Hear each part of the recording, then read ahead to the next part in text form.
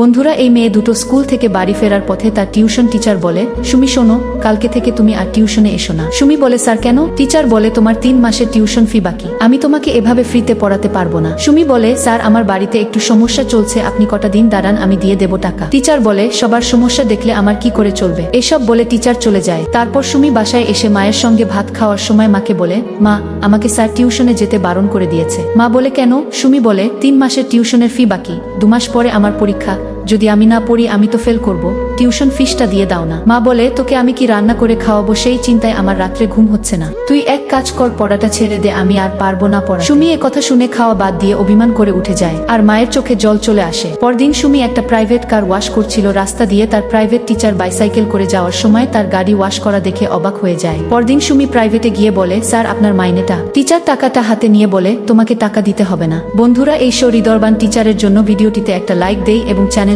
Subscribe করি। ধন্যবাদ।